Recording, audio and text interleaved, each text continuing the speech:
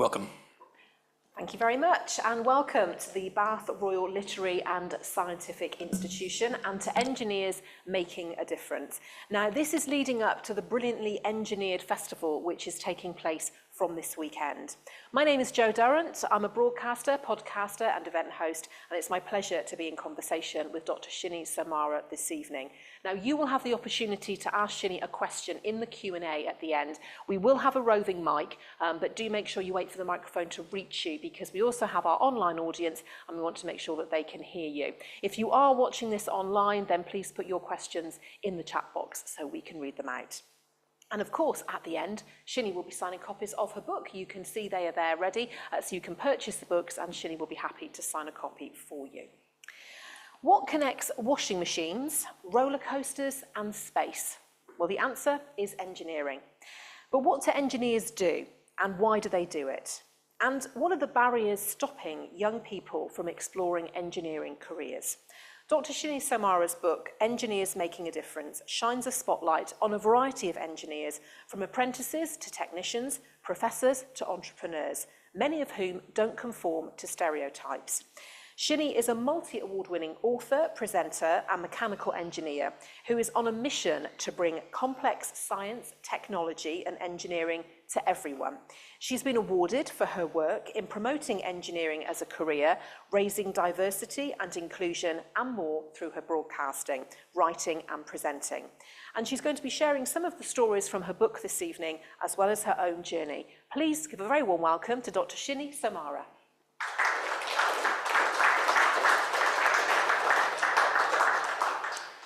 Shini, what was it that sparked your interest in engineering to start with? In a word, Dad. I think it's always really useful when there's a family member in engineering, because it's just, people just don't know what engineers do, what engineering is about. So I had childhood as my dad constantly saying, how do you think that works? And, you know, explain this and that to me. And I was always asking questions, and he was always encouraging me to try and find answers. So that curiosity from the beginning started with just having someone in the family that loved engineering. And I wanted to follow in his footsteps. So as, you know, the eldest daughter, I really wanted to be like Dad when I grow up. So what was your route then to becoming a mechanical engineer? So I did the sort of conventional route. So I did maths and physics at A level. I also did English literature because I was quite a creative kid and I loved performance and all of that, so I couldn't quite shake that off. But I did maths and physics, which was really difficult for me because I struggled with maths growing up. I was the kid that always got sort of 50% in maths tests. Just couldn't wrap my head around maths, and I felt so much pressure to follow in my father's footsteps. He's a very traditional Sri Lankan engineering dad, so there was a real expectation to take over the family business and that kind of thing. So I felt very pressured to be good at maths, and I worked extra hard and managed to, around the age of 15, just before my GCSEs, get good at maths. And then that allowed me to do A-levels, and then I went to university and applied to Brunel University. And they were really desperate for sort of like women to join the degree course. So managed to get into Brunel in West London, Brunel University, to do building services engineering. So I specialised in mechanical engineering by doing building services. Can you hear me? Better? Yeah, from there, I fell in love with fluid dynamics, which is a branch of mechanical engineering. So fluids are anything that flows, so gases and liquids. And what I found fascinating was the fact that you could use mathematics to predict how gases and liquids flow. And what that allowed engineers to do is design better planes, because mechanical engineering is all about sort of like machines. So cars, planes, trains, fridges, anything that has like components. And I just love the fact that maths allowed you to predict how those machines that mechanical engineers designed could function better. And so there's this branch of mechanical engineering called fluid dynamics, and I just wanted to study it more. So from doing the undergraduate degree at Brunel, I then went on to do my doctorate in computational fluid dynamics, which is basically fluid dynamics on a computer screen, allowing you to visualize how gases and liquids flow, which helps engineers design things like Formula One cars and aeroplanes better, because you can like tweak the design of wings, and you know with wings you get those winglets at the end, so you could sort of tweak the shape of those to make aeroplanes more aerodynamic. But I went into an area of fluid dynamics in building services, so looking at how air flows in buildings or enclosed spaces, which at the time was really, it just wasn't known. And then during COVID, it sort of burst into popularity because suddenly you had this tool that allowed engineers to visualize how COVID is transported around enclosed spaces. And I remember doing, because from there I went from engineering to media, and I remember doing a film for television about how air travels around an aircraft cabin. And it was just fascinating seeing those fluid dynamic patterns, like air being supplied. You know, you get those nozzles when you're on an airplane, supplying fresh air to you, and just watching how 3 rows in front and 3 rows behind, COVID would be mixing amongst all the people. So if one person in those 6 rows times 2, so 12 rows in a plane, if one person in those rows had COVID, those rows, anyone sitting on those rows could get potentially infected because of the fluid dynamics and the way the ventilation was designed. So just, it opened up. I remember calling it sort of visualizing the invisible, because fluid dynamics is usually invisible to us. We don't see how gases like air or fluid like liquids like water behave. But on a computer screen using computational fluid dynamics, CFD for short, you could really visualize how all of those things function. And it just is such a powerful tool for engineers. In the book, you give lots of different examples of the different types of engineering. How much does that surprise you, that there is such a wide variety of different types of engineering that you might want to go into? I wasn't surprised, because, I've kind of grown up with it. But I'm always surprised at how little people know about engineering, and how little, or how unfascinated people are with engineering, because I just find it amazing. It's just the fact that we can use our knowledge of physics and maths and our curiosity and wonder for the world to build machines that allow us to go faster or travel further or go to other planets, and to defy gravity or just laws of motion. I just find that amazing.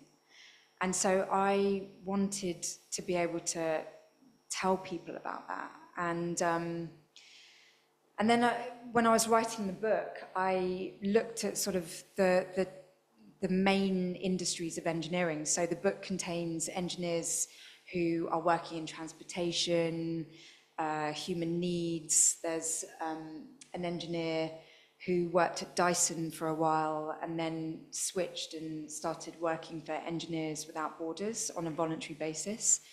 He's got an amazing story, but he then came up with a washing machine that doesn't need to be plugged into the wall, doesn't need electricity, and is hand cranked, and uses half the water, because actually washing machines are really unsustainable. They guzzle a huge amount of water. They use a lot of electricity. And he managed to bypass all of those problems. And his washing machines are now used in sort of war-torn regions of the world where you don't have electricity on tap. And it was all inspired by a salad spinner. He was sitting in his mum's kitchen and he was thinking, well, I don't want to work for Dyson because I don't want to make even better vacuum cleaners for people that have a lot in their lives. I want to make a difference through my engineering. And he was sitting in his mum's kitchen and he was thinking, how can I make a device that spins clothes? And he looked at his salad spinner, this salad spinner that was in the kitchen, and thought, I'm going to base it on that. And that's what I love about engineering as well. Like, you can find solutions and they can relate to other things, really random things that seem disconnected. Because engineers are problem solvers.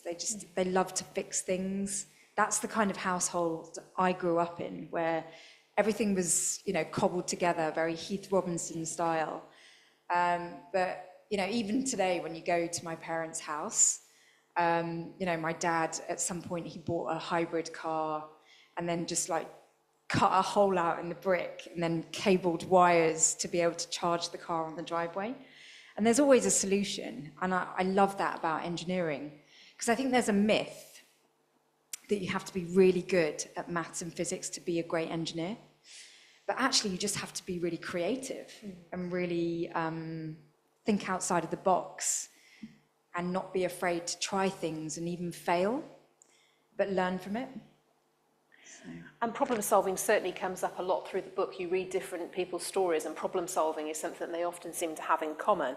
Some people might feel that engineering is a bit intimidating. So how have you tried to address that? Yeah, I was really intimidated by engineering. I was intimidated by the technical drawings, but it was also something that really sparked my curiosity about what my dad did, because he had this beautiful traditional drawing board. I don't know if anyone has, I've got some nodding heads of, that drawing board that was a big iron sort of stand with this wooden desk that kind of tilted and had a ruler with a pulley.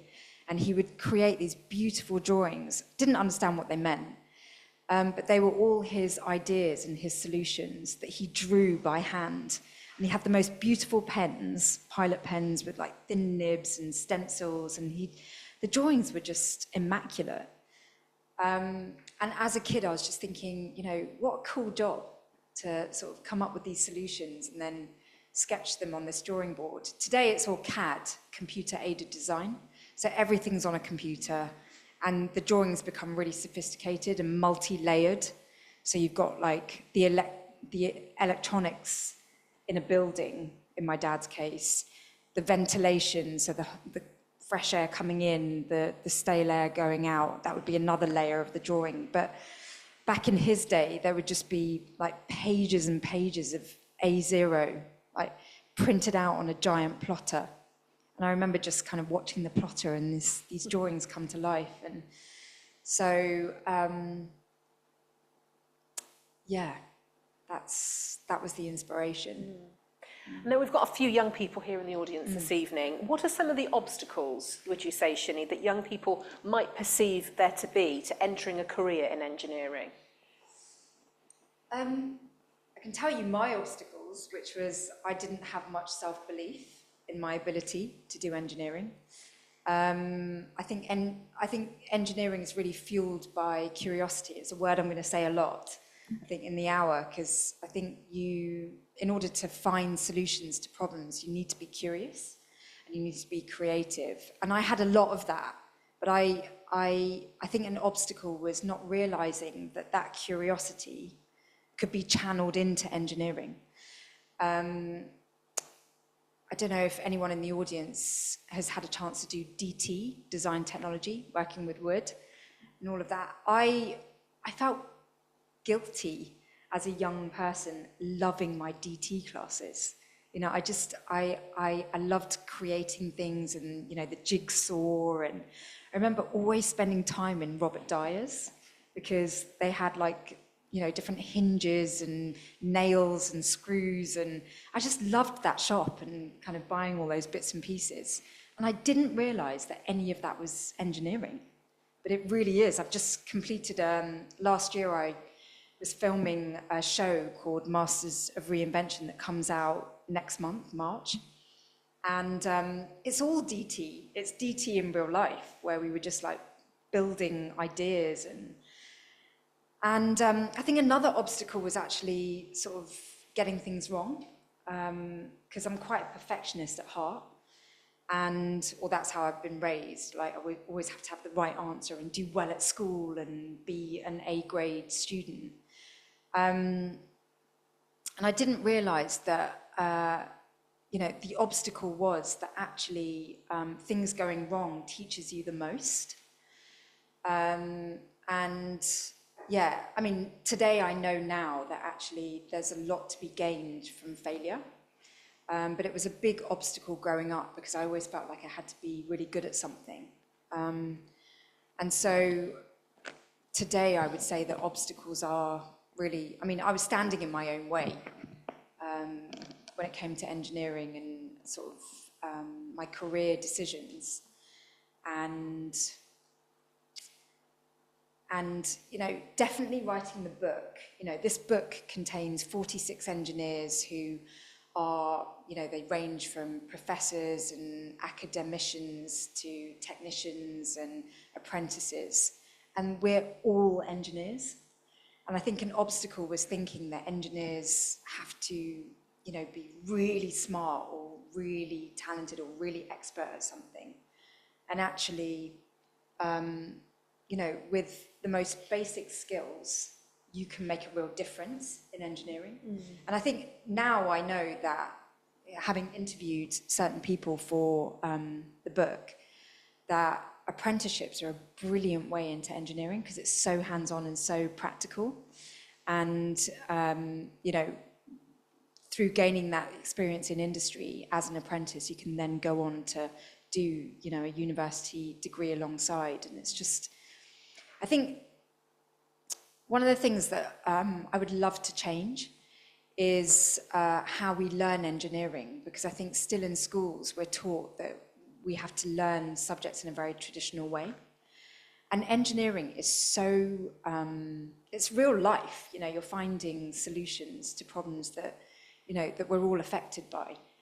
Whether that's like jumping into action to solve problems during COVID, or, we get all these extreme weather events now and, having to think on our feet. And the best way of doing that is by being in industry.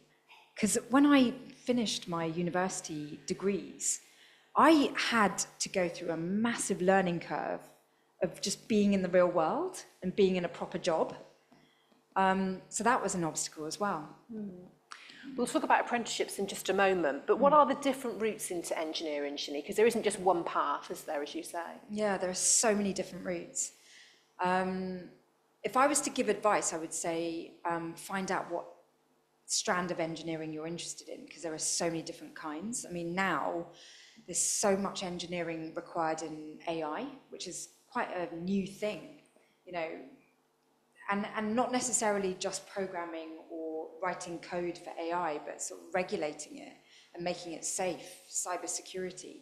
And no one thinks, I don't know what people tend to think when they think of the word engineer or engineering, whether they think of fluorescent jackets and hard hats and steel toe cap boots, or whether they think of software engineers who are writing code and algorithms and video games and that kind of thing. But there is just so many engineering jobs and not enough engineers, particularly in the UK.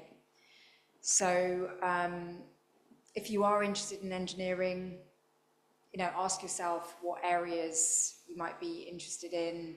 Try and find companies that are doing what you might be interested in. Find mentors. I had my dad as a mentor, but there are people that you admire. Just find out more about it. There's no excuse for sort of doing more research and get in with companies, because I think that's where you can really progress. Because we don't go to university as engineers to stay at university. We want to get out in the world and make a difference. Well, we're going to talk about some of those routes and some of the people in your brilliant book, Shini. Let's talk about engineering then, to start with. What are the advantages of going down this particular path? Of engineering? Of apprenticeships. Okay. Knowing what I know now, because I spent a total of about 8 years at university, which is a long time to be sort of cut off from reality. And having written this book and interviewed apprentices, I'm such a big fan now. And actually, my dad he started as an apprentice. And what I would say now is, if you do want to go into engineering, really take apprenticeships seriously, because one of the problems with apprenticeships is that there's such a stigma attached to apprentices. It's almost like apprenticeships are for people that didn't do well at school. And I think apprentices are really smart in the sense that they earn while they learn. So you're getting practical experience of a real job, and you're learning the theory, because I think they go hand in hand. And so I just think it's a really great way of getting into the industry. And I know graduates who struggle to get their first job because they don't have that industrial experience. So I think, the way into engineering really is apprenticeships. I'm hesitating to talk about this because we have had a change of government, which means that apprenticeship schemes may change. But so far, it has been a great way into engineering, and certainly teaches you a lot. It's a lot of hard work because you are kind of living a double life, because you're sort of in industry and learning and education at the same time. But what comes along with that is learning time management, learning how to manage money. The apprentices I know are really mature for their age, and it's just, they have a passion for engineering because they've seen it firsthand, like what their theory helps them to do in real life. Whereas graduates, like I was, tend to not see the application of all of that theory that they've been learning over the years. So it gives you an edge doing apprenticeships.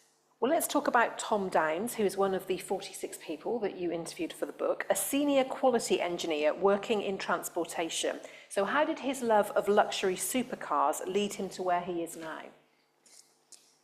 So he's got probably one of the most unconventional stories in the book, because he was not academic in the sense that his strongest subjects were not maths, were not physics, were not all the subjects that you tend to think engineers need to have. Instead, he chose something like drama, music, and art at A level, because he loved those subjects. And one of his other passions was luxury supercars. And he knew everything about these supercars. He would take pictures of them. You go around London and you'll always see these amazing cars in the centre of town.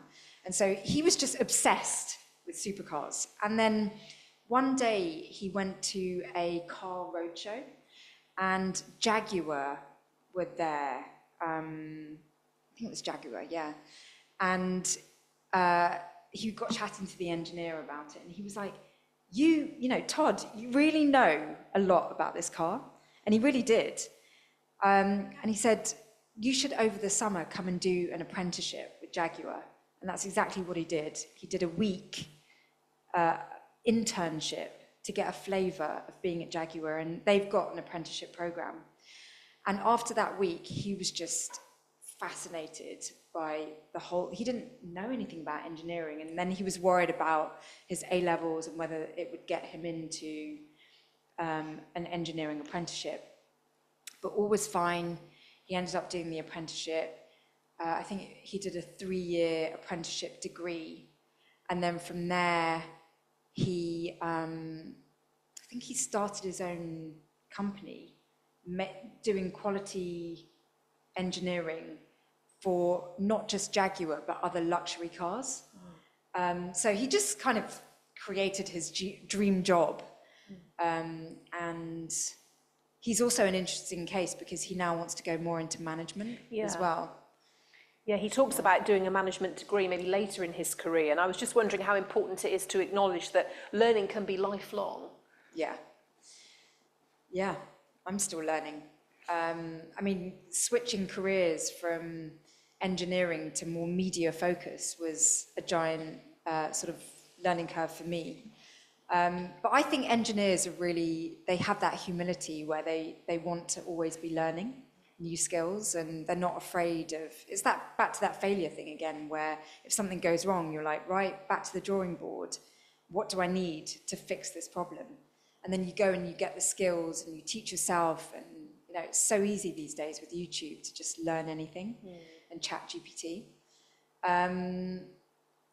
But again, you know, with the educational system the way it is, we're still kind of following the way we always used to do things.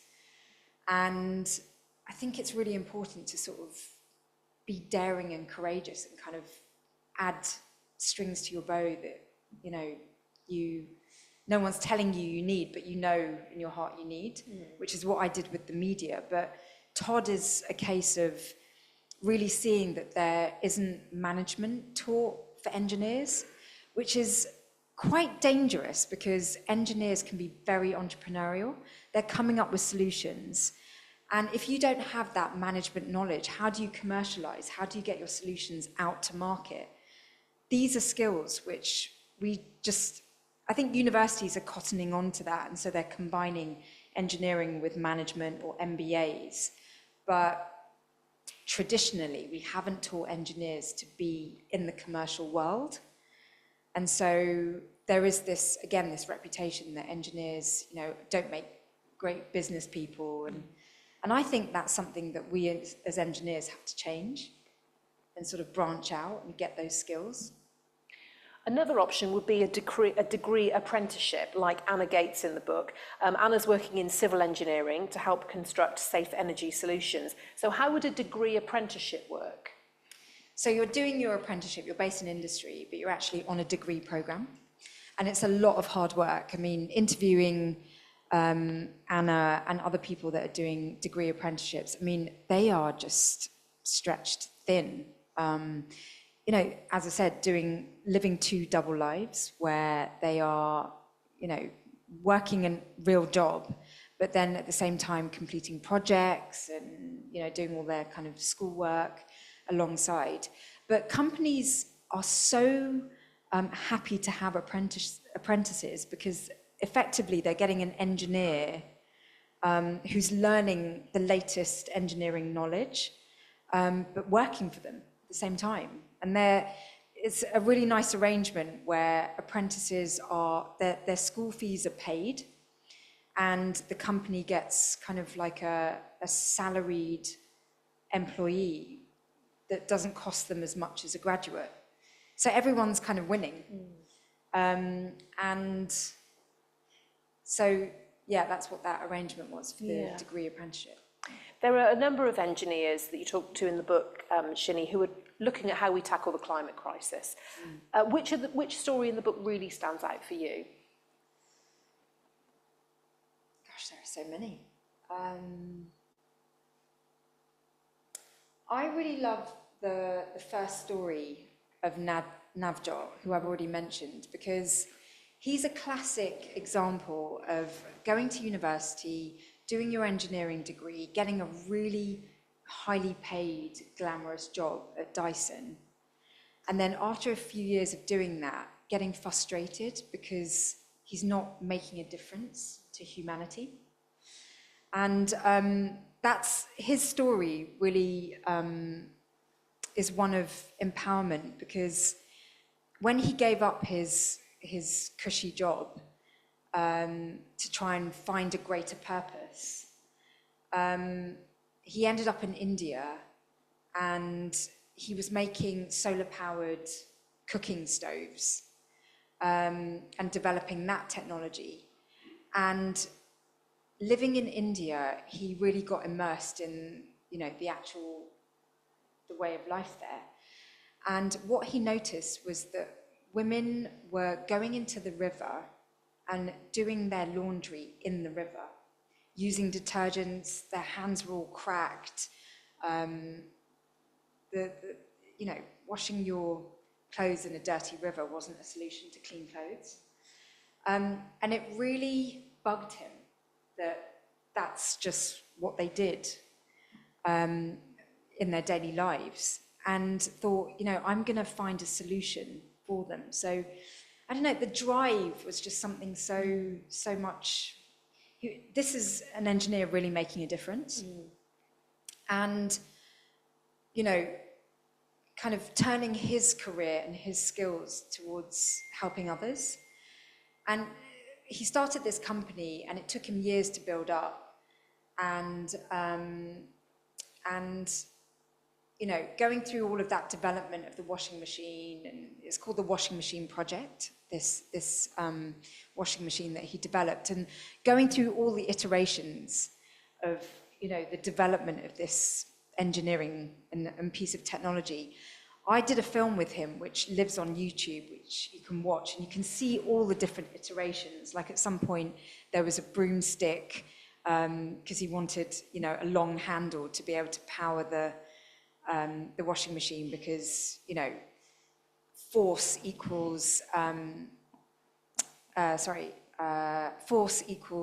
distance times mass times distance.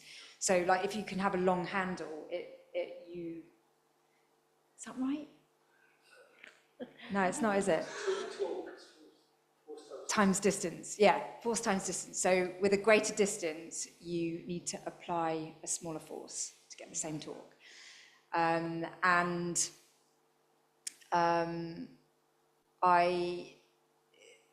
So he basically went through all these iterations of the washing machine to try and make it more efficient. And it was really lovely watching the technology develop. And all, with sustainability in mind, using less water and, having it hand cranked. And now it's just being sent out all over the world. We are living in a time where there's a lot of unrest. People don't have access to clean water, to electricity and all of that. And his solution, which started out trying to help, women in India, is now helping people all around the world. And providing people with the dignity of wearing clean clothes, which is at the core of it all. Yeah, we have a photograph of him, I think, don't we? We Yeah, can actually we do. see Yeah. some amazing photographs in the book, and this is just one of them. Maybe is it that one over there? It's a laser.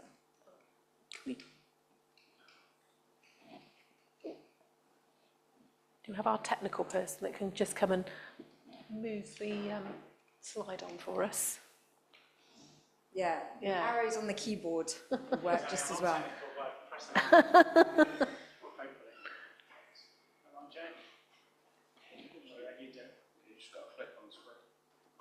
Oh, there we go. Yeah. Inspired by a salad machine. It was his mum's salad spinner, Yeah. wasn't it, I think? Yes. Yeah, and that, the bit with the handle, that's where all the gears are. So if you take a salad machine apart, you'll see the cogs there in the next picture. A big gear wheel turning a small gear wheel. So, it's just really basic engineering. Gearing ratios and all of that technology is in the washing machine. So. There was another good example in the book, I thought, of Will Arnold.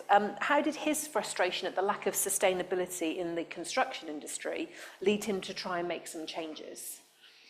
So he is a structural engineer, Will Arnold, and worked in that industry for many years, but was very frustrated with the way we build, because construction and creating buildings is a very unsustainable process. Cement, concrete, these are all very environmentally unfriendly materials. And he told me a story, which is also part of a video that lives on YouTube, where basically to construct more sustainable buildings, what they were doing was knocking down buildings and starting again, because building regulations, you've got to make sure everything's safe and all of that. And that's really unsustainable, the idea that you're knocking down all of this concrete and starting again, so using more concrete to create more green buildings that maybe have like solar power and all of this energy efficiency, but the actual basis of building is not sustainable. And so what he suggested was building on top of older buildings, and that bypasses the use of like all this additional material. So that was one thing that he wanted to do, but he couldn't do it in his regular job. So he also left his industry and started up his own company to try and push this approach of like building on top of older buildings.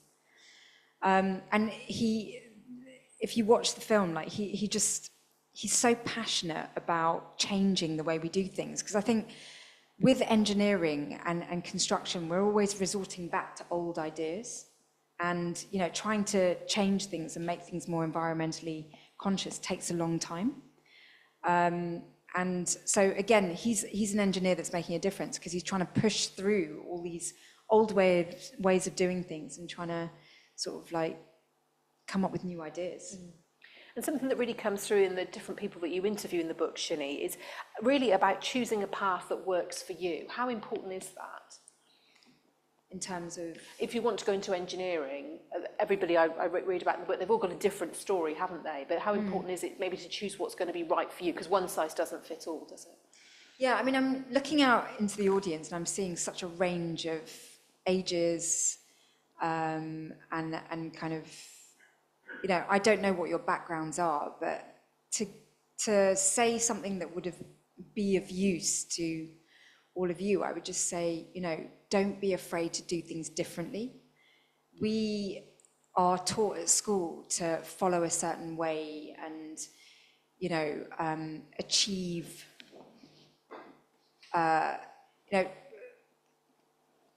walk along a path that has been walked along for many years. And it's like, with my career and with many of the careers of the engineers in the book, they were not afraid to do things differently. And I mean, at the time, they were worried about, am I doing the right thing? Should I really, make these decisions about my career? Should I go into apprenticeships? I mean, I can't remember who it was, but someone was really worried about what their parents would think about them doing an apprenticeship, because their parents wanted them to go to university. And they did an apprenticeship anyway, and it worked out for them because, ultimately they were able to do the job that they want to do. And so it's kind of a life lesson, really, when it comes to engineering. It's like, try to listen to what people have to say and to have, to take on board people's perspectives and their experience and their advice, but also to follow your gut instinct about what might be right for you. I mean, for years, I really struggled with the fact that I'm so much more passionate about communicating engineering than being in the back room doing the engineering as a fluid dynamicist. I was just so keen to tell people about the engineering because it just lights me up, and I want to light other people up with the knowledge I get from learning about what engineers do.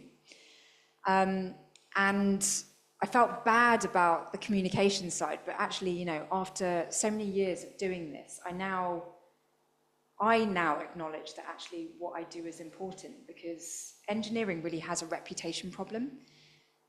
People don't know what engineers do.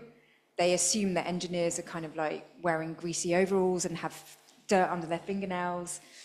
And it's just not true. That's not what I know of engineering. So it's important that, I'm really passionate about telling people about engineering. And so I now don't feel bad following the path of telling people about engineering. And I hear that similarity in many of the engineers in the book, where they just had a hunch about doing something in engineering and then just did it anyway, despite so many people telling them, don't do that, it may go wrong, no one's ever done that, what if you fail, what if no one likes what you're doing, what if you never get a job, what if you get qualified and you never earn, you know, all these worries and fears. And it's like, it will work out if you just kind of, you know, trust that what you want to contribute to the world is worthwhile. And when you were growing up, although your dad was an engineer, did you see yourself represented in engineering? No, I didn't. And it only took being in engineering to see that I was definitely underrepresented. So there are very few women in engineering. I think the percentage is now something like 16% or less, women in engineering. There are very few people of ethnic minority in engineering. I didn't know any of that because I, you know, being raised by my dad, I just followed in his footsteps. So I didn't realize that once I got into industry that actually there was no one like me in the industry. And that comes with a whole load of things to learn about how to speak up for yourself, to have confidence, to believe in your abilities. It's a minefield. And so that's something I had to learn on the side. But I think we all, you know, I tick boxes of being underrepresented. But I think every single one of us can often feel like we don't fit in or we don't relate to others for other reasons, you know. So whatever that might be, you know, the apprentices thinking they're not as smart as the students that went to do the degree at university, or Todd, who did the more artistic sort of A-levels but just had a passion for engineering and didn't know how to merge the two. You know, so I think all of us have something within us where we feel like maybe we're different. But that's why now I often talk about making a difference through our differences, because my career journey has allowed me to realize that actually being different has been a real strength. I just had to believe it myself, that being different was actually a good thing, because you bring something new to the table. So if you do feel different in any kind of way, that could be like the one thing about you that's most special. Let's talk about a couple more people from the book. Can we have our assistant just to move our pictures on for us, if that's okay? Can we just, unless the clicker's going to suddenly work again? I don't think it will. Oh, it does. So this is Mike Lawton, isn't it, who's an electronics engineer. He talks about practical experience. That's going back to something that you said earlier on, Shini. Just how important is that? Fundamental. Practical experience is fundamental. Let me give you a backstory to Mike Lawton. He started out in telecommunications, and he, I think from memory, he worked for the Navy as an apprentice. So it was kind of one of these career beginnings where it was really hands-on. And through his career, he became really interested in satellite technology. And one of the challenges he faced was getting a satellite to space, because satellite dishes are these gigantic dishes. How on earth do you put a satellite dish onto a rocket? You know.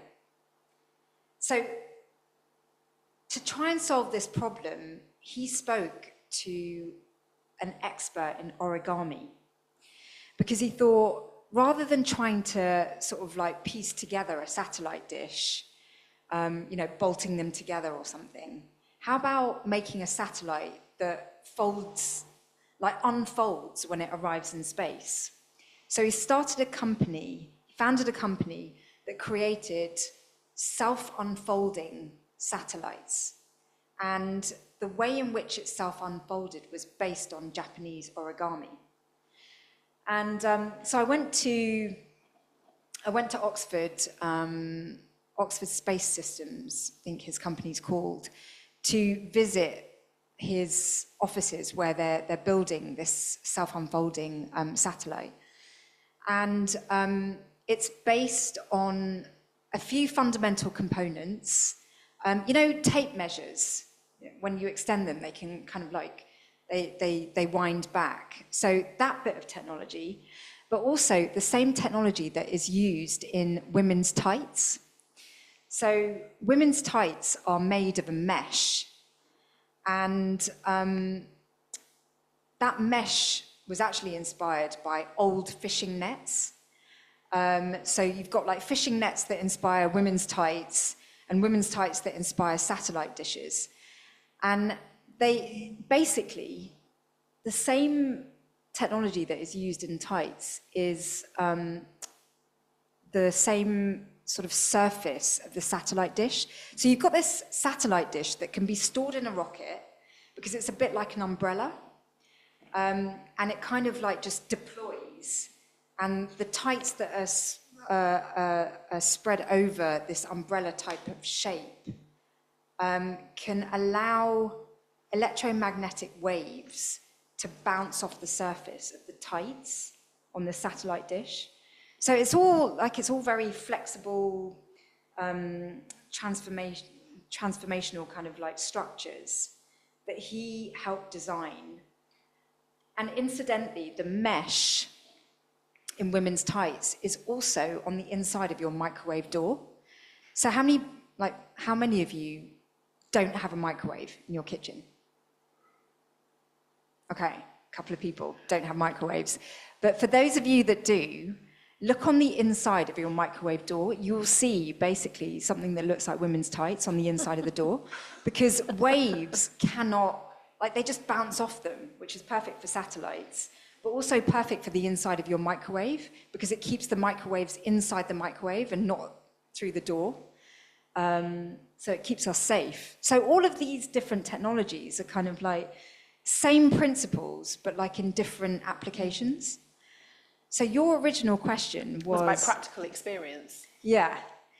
And I guess just tying into all these connections, engineering connections, practical experience allows you to not only develop the technology, but also find different ways that technology can be applied. Because when you think in a practical way and when you're hands-on, I just think you end up being a better engineer. We'll break for audience questions in just a moment, but there was just one more engineer we want to talk about, who is a design engineer, Dr. Elena Diekman. And you talk about STEM, science, technology, engineering and maths, but you often now hear of STEAM, which includes the arts. And she's using chicken feathers, isn't she? Yeah. So she was really concerned with the amount of waste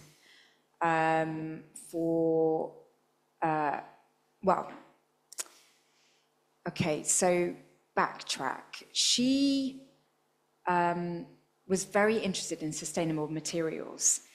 And in, what do they call them? Is it abattoirs? Abattoirs. Yeah, abattoirs where chickens are processed. There's a lot of chicken feather waste. So she collected all of the chicken feathers, cleaned them up and compressed them, basically added a chemical treatment and then compressed them and turned them into packaging. And this packaging is biodegradable. And you can see the sort of packaging there. It became really popular during COVID, because during COVID, everyone was getting their deliveries. Like they were getting food delivered, they were getting all kinds of things delivered. And this packaging is biodegradable, I think, within a year or two. And it was all inspired by waste of chicken feathers. And I found her story, I mean, you know, she's clearly making a difference, because all of that feather waste would just be, you know, just go to waste. So taking something that is discarded and then turning it into something useful is really the core of her engineering work. So, yeah. Well, we're going And to she doesn't look like a conventional engineer, which I think is a real plus as well. Well, there's some great examples of the book of people that are really shattering some of those stereotypes. We've got a time for audience questions now. So have we got a second roving mic? Yes. So if you can put your hand up in the air, but please wait for the microphone to reach you so that our viewers online. We also have questions being submitted online. So as soon as we have any that we can read out, we will get to those. So who would like to start us off the question first of all? Yes, if we can come over here on the end first of all, please. Hi.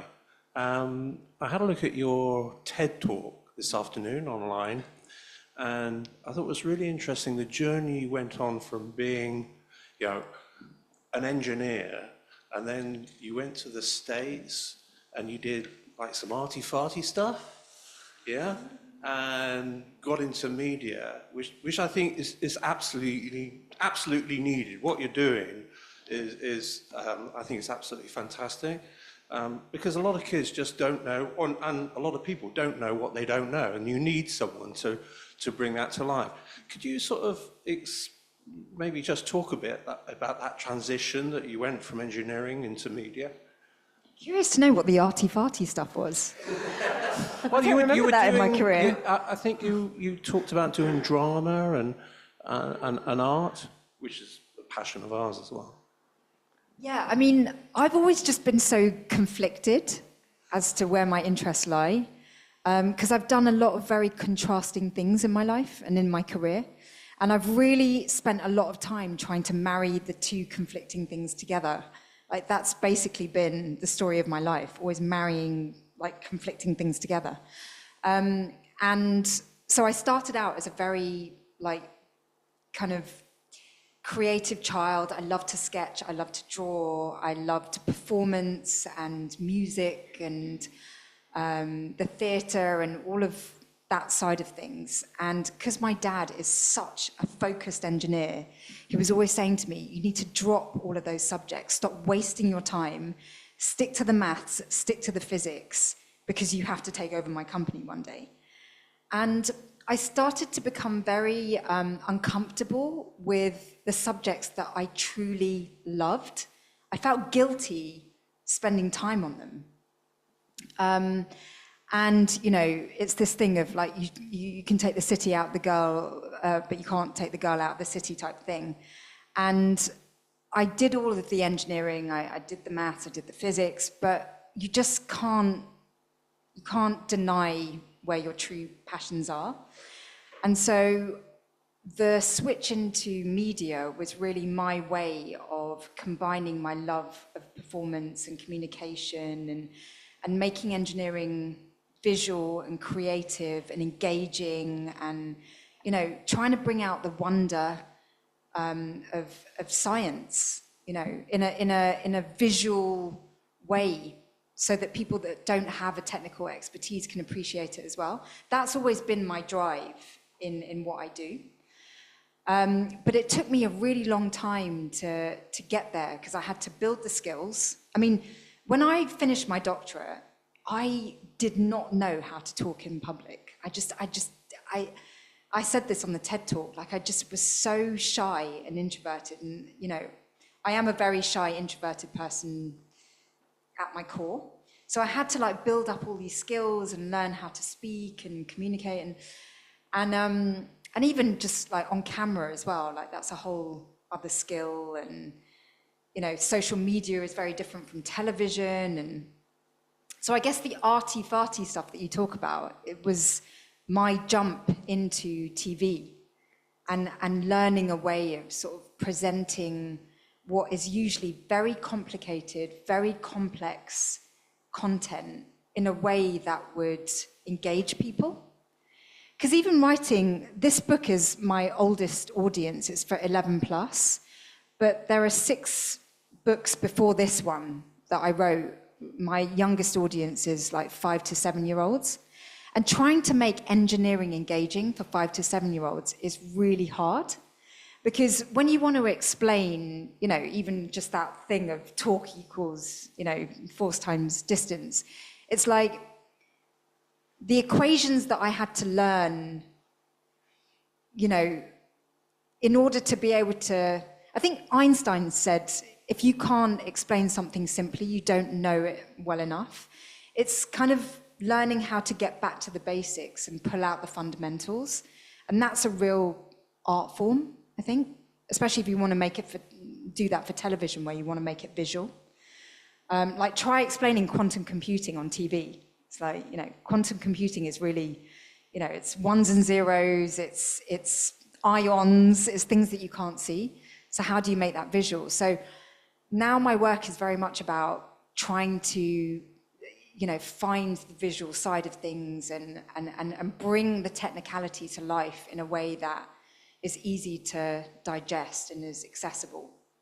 And I did Crash Course Physics and Crash Course Engineering, which lives on YouTube. And it's had, you know, big audiences, because I think together as a team that put that together, we really make A-level physics fun and unintimidating. But all of these things were kind of, I had to take I had to invest in figuring out how to do that, because we're just not taught how to do that at school. And in that TED Talk, which I think I did a few years ago now, like that TED Talk, I talk about how,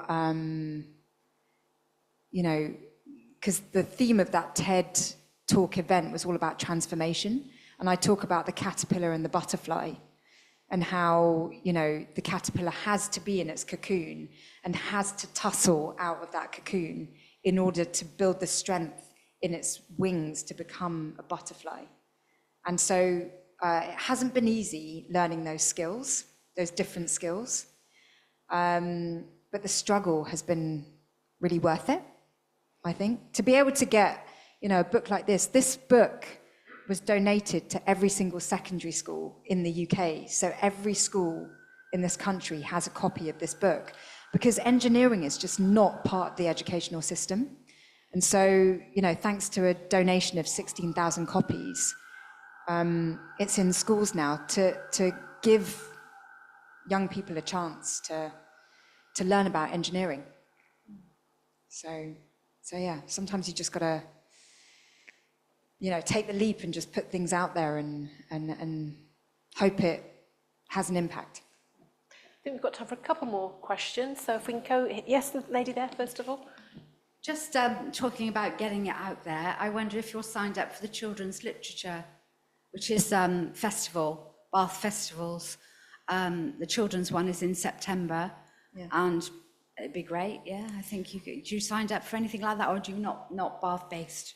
I'm not Bath-based, but this book came out in 23, March 23, and I did the Bath Festival then. Ah, okay. Yeah, and I got them flying planes and paper planes and things like that. So yeah, it was a great festival.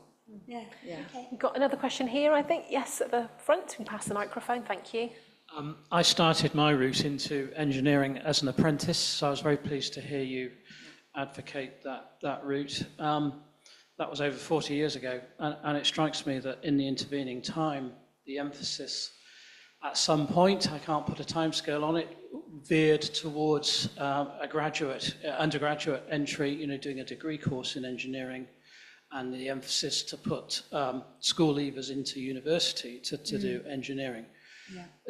In your roving, you seem to have a good big picture view and your advocacy for engineering. Do you sense that the pendulum is swinging the other way? What is your view about opportunities generally in this country for the route that I took, a technician apprenticeship, and then from there, a graduate course in engineering?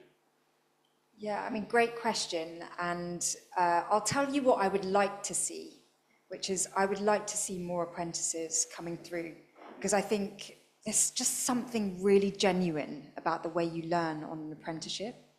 I think if I had done an apprenticeship, I would have got the bug for engineering and stayed in the industry.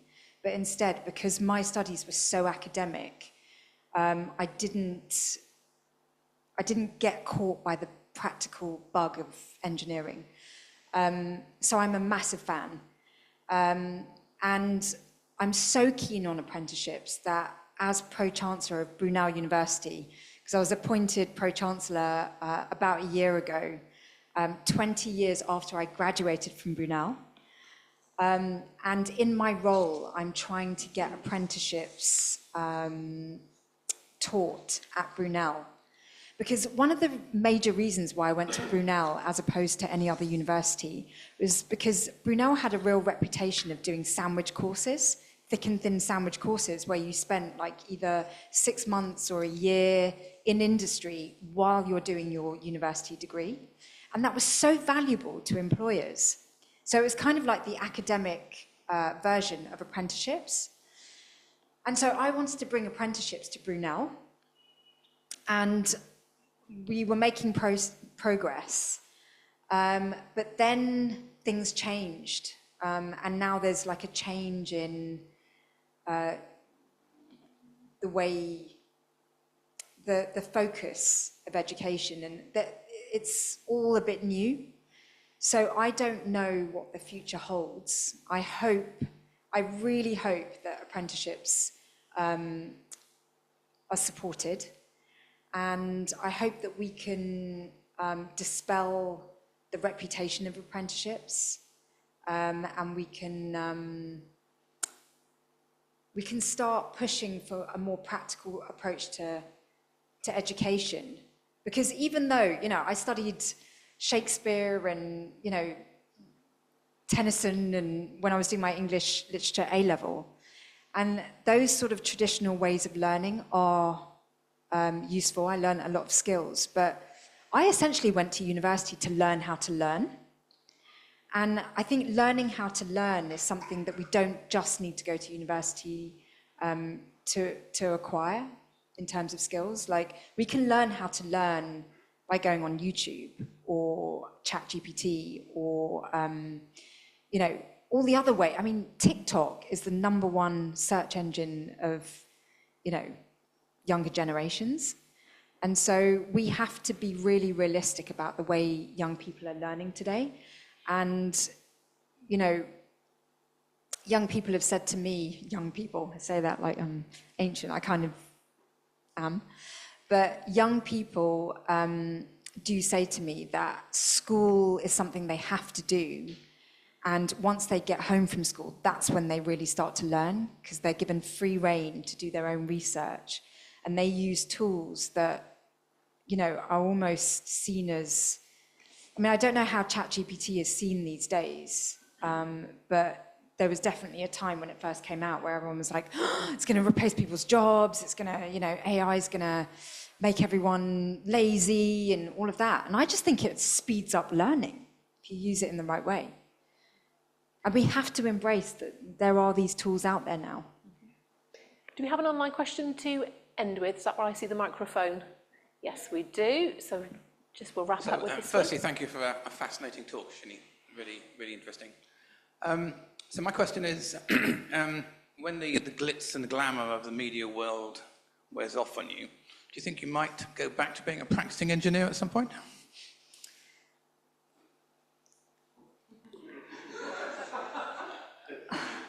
Gosh, how do I answer that question? Do you know, last year, one of my main focuses was on getting chartered. So many of the engineers in the audience will know that chartership is a really important thing to get, because it really puts you on the map as an engineer. You're accredited, and that's really important for engineers. And when I first qualified with my university doctorate, I was so sure that I wanted to develop communication skills that I did not do my chartership. And my dad, for 20 years, told me, you really need to get chartered, because it's one thing having doctor before your name, but it's something entirely different and next level to be chartered, a chartered engineer. And you're not really a real engineer unless you're chartered. And that sat in the back of my head for 2 decades. And last year, I applied for my chartership. And I had to revisit all the immersed engineering work that I had done so long ago. And that was a real process. And, you know, it wasn't easy. I had to jump through a few very tough hoops. They did not go easy on me.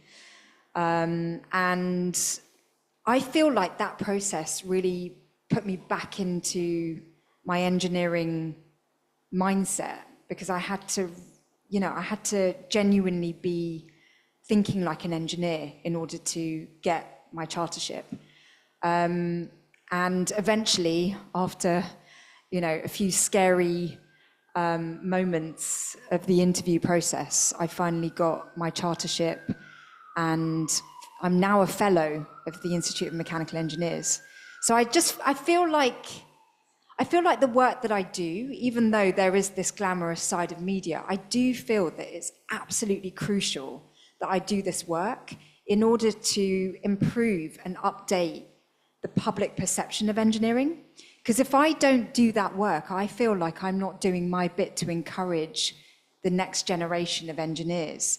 Because, you know, young people don't realize that engineers really are the silent superheroes of society. They really are. I mean, during COVID, we were all giving, you know, doctors and nurses so much credit for the amazing work that they were doing.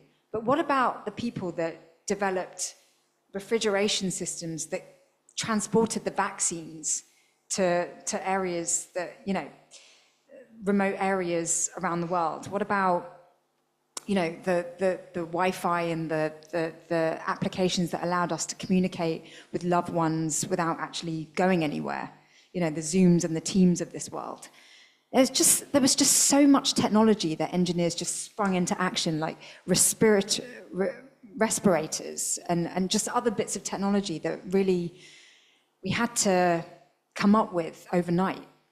So we often don't take credit for these solutions, but they are so fundamental to our well-being. So when I say silent superheroes of society, I'm not exaggerating. Well, what a lovely point to end on. Thank you all for your questions and for being such a warm audience here and online as well. Don't forget, Shini will be signing copies of her book, Engineers Making a Difference, which you can purchase, and she will sign them at the very end. But please join me in thanking once again Dr. Shini Somara.